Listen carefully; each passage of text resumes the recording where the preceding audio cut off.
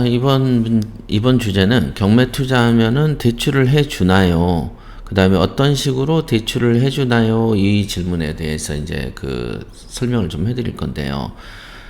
통상적으로 이제 보면은 그 부동산 하면은 부동산에는 당연히 대출이 됩니다. 당연히 대출이 되죠. 근데 이 대출이 되긴 되는데 얼만큼 되느냐는 솔직히 그때그때 달라집니다. 그러니까 과거에는 대출이 어느 정도 된다라는 게 이제 표준적인 게 있었습니다. 과거라고 해봐야 2년 전 얘기죠.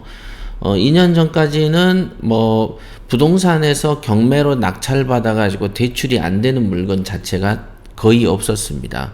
그러나 2019년 말부터 20년, 21년 됐으니까 이제 2년째인데 2년째에 지금 현 정부 하에서만 부동산에 대한 대출이 나올지 말지 어떻게 나올지 어떻게 될지에 대해서 미지수가 너무 많습니다. 왜 미지수가 많냐면 그 미지수가 많은 이유는 그런 거죠. 예를 들면은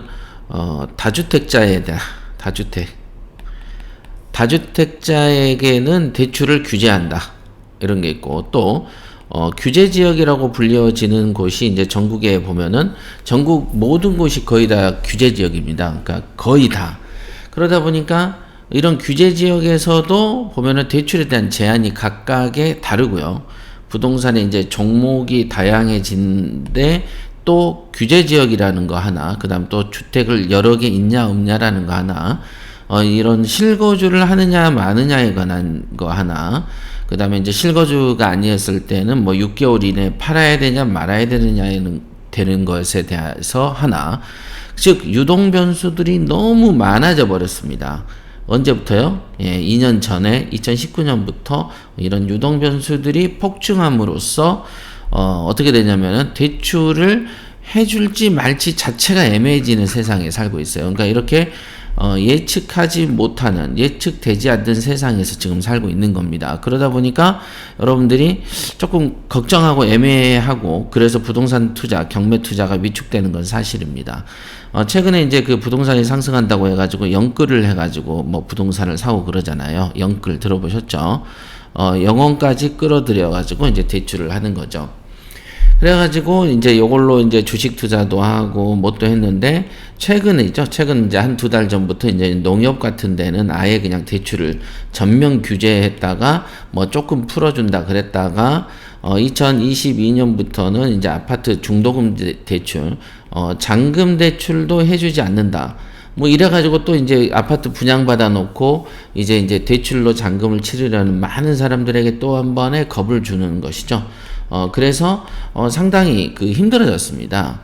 그리고 대출이라는 것에 있어서는 이제 그 사람의 신용만 보는 게 아니고 이제 별의별 거를 다 보게 되는 거예요. 아까 말한 대로 여러 가지 어떤 주택의 수부터 시작해서 그러다 보니까 우리가 이제 경매를 받을 때에 대해서 대출에 대해서 불안증이 있는 건 사실입니다. 그래서 이 불안증이 있다. 요거까지는 제가 이제 소두에 말씀을 드릴 수 있고, 자, 그러면 경매 투자하면 대출을 해줍니까? 라는 어떤 궁금증이 솔직히 있잖아요. 왜냐면 자기가 가진 돈만 가지고는 투자하기가 힘든 세월이니까. 그래서 당연히 대출을 해줍니다. 예. 보편적인 상황을 말씀드릴게요. 당연히 대출을 해줍니다. 그럼 대출을 어느 금융에서 해줍니까? 예, 1금융보다는, 주로 이제 2금융권에서 이제 주로 대출을 많이 해줍니다. 누가요? 경락잔금 대출은요. 통상 1금융에서는 이제 그 경매 부동산에 대한 대출도 하긴 합니다만은 주로 이제 가장 좋아 보이는 뭐 아파트나 깨끗한 어떤 빌라나 뭐 이런 형태에서는 1금융에서도 대출이 좀 나옵니다만은 통상적으로 조금 담보력이죠. 1금융에서는 이런 경매 시장 진출 말고도 돈 빌려줄 사람, 빌려달라고 하는 사람이 너무 많기 때문에 굳이 조금 더 겁이 나는 아파트 아닌 시장까지는 대출하는 거에 있어서 좀 소극적이죠. 그래서 이제 주로 이제 그런 어떤 경매 대출 같은 경우는 2금융권이 주로 이제 많은 어떤 담당을 하고 있는데요.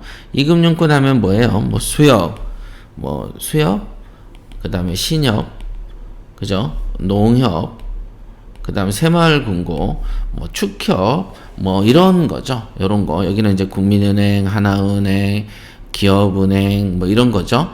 자, 요런 형태로 좀 나눕니다. 그래서 주로 옛날에는 정부 규제를 하면은 주로 1금융을 규제합니다. 1금융을 주로.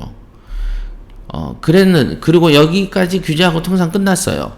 그러나 현재는 2금융, 3금융까지 전부 다 전체를 다 규제해 버립니다. 그리고 그 규제가 국민이 알아챌까봐 걱정하는 나머지 기습적으로 이루어집니다. 이 규제가 항상. 원래 이제 규제라는 것은 원래 미리 알려주고 준비하게 해야 되는데, 지금 이상하게 이 정부는 규제를 기습적으로 처리합니다. 기습적으로. 국민이 이제 적인 것처럼 인식을 하는 것 같아요. 내가 볼 때는. 그래서 국민을 불편하게 하고 예측 불가능하게 한다는 거죠. 그래서 이제 이런 부분이 조금 있기 때문에 또 마침 이 시기에 영상을 찍기 때문에 제가 이제 이 분위기를 말씀 안 드릴 수는 없어요. 그러나 이 분위기는 기존에 30년 동안 한 2년 정도 최초로 있는 분위기다. 이렇게까지도 말씀드릴 수 있겠고요. 그래서 여러분들이 보면은 이제 대출은 해준다. 그러나 그 대출을 어떻게 해줄 것이냐에 대한 얘기도 좀 전에 말했고, 현재 분위기는 조금 대출이 좀 빡세다. 이 정도 이해하시면 되고요. 주로 이제 우리가 흔히 말하는 규제 지역의 그 대출 같은 경우는 한 40% 정도까지 해줍니다. 규제 지역. 그러니까 뭐 서울이다. 뭐 기타 등등의 규제 지역은 40%까지 대출을 해주고요. 물론 이제 생애 첫 주택이다 그럼 막 60%도 해주고 막 그런 거가 좀 있습니다. 그러니까 이거는 너무나 개인차가 많이 나는 시절이다. 지금은 너무 개인차가 많이 납니다. 개인차가. 그런 거고 이제 주로 2금융 중심으로 대출을 해준다는 것도 말씀드렸고요. 통상적으로 대출은 대체적으로 가능하다. 만약에 비규제 지역의 부동산을 산다. 여러분들이 비규제 지역에 부동산을 사신다. 그러면은 조금 더 편하게 대출을 받을 수 있다. 비규제 지역의 부동산은 이렇게 보실 수 있어요. 그러니까 규제와 비규제. 그러니까 여러분들 경매로 물건을 사실 때 이 자리가 규제 지역이냐 비규제 지역이냐는 걸 알아내는 게 1번이고, 그 다음에 미리 대출 중개사죠. 대출 중개사를 통해서 미리 대출 중개사들에게 대출 사건 번호를 불러주고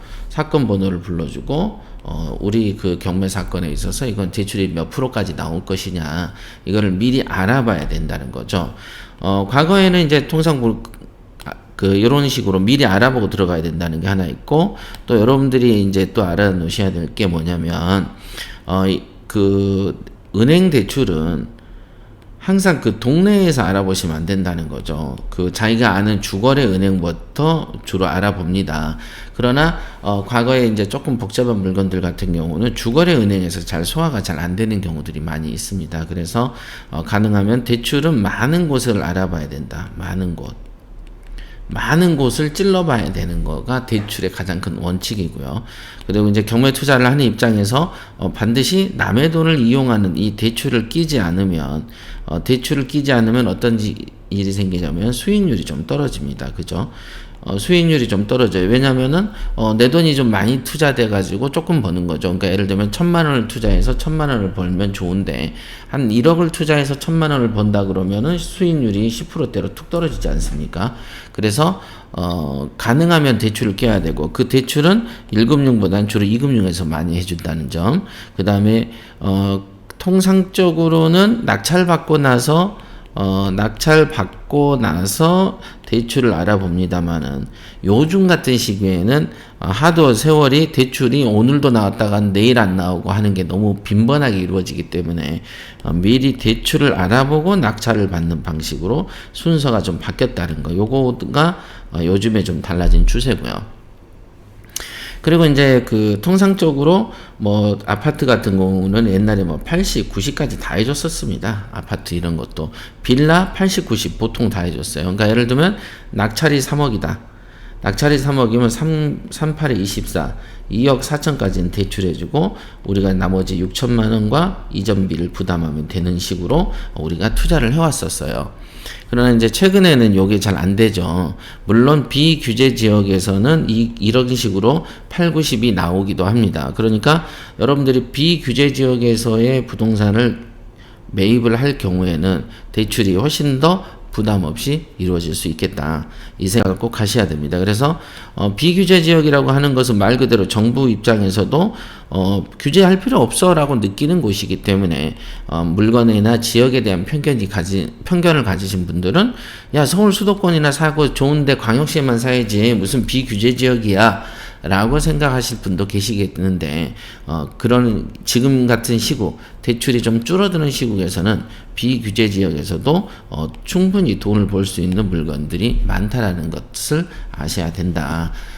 여기까지 대출은 어떻게 해주나요? 예, 어떤 식으로 하냐? 우리가 통상적으로는 후순위 담보대출이 아니고 잔금을 치르면서 대출을 동시에 합니다. 자, 잠깐 이게 낙찰이 되죠? 그러면 여기가 이제 잔금 기일입니다. 잔금 기일이 되면 이 낙찰한 다음에 이 사이에 이제 대출을 알아보죠. 미리부터도 알아보고 전과 후가 있는데 미리 대출을 좀 알아봅니다. 그 다음에 잔금 기일 때 이제 은행 대출 플러스 나의 그 내 돈 이게 합쳐져서 잔금을 치르게 된다는 것이죠. 보통은 우리가 보면은 잔금을 납부하고 대출을 한다 이렇게 또 인식하는 분들도 계시던데 그건 아닙니다. 낙찰의 전과 후에 알아보고 잔금 기일 날 은행 대출과 내 돈이 들어간다. 과거에는 낙찰 후에 대출 규모를 알아봤지만 요즘은 하도 대출이 왔다리 갔다리 하기 때문에 미리 알아보시고 투자를 하시라. 이렇게 여러 가지 시점면하고 대출에 대한 규모, 그 다음 규제 지역하고 비규제 지역에 대해서 말씀드렸습니다. 자, 여기까지 하겠습니다.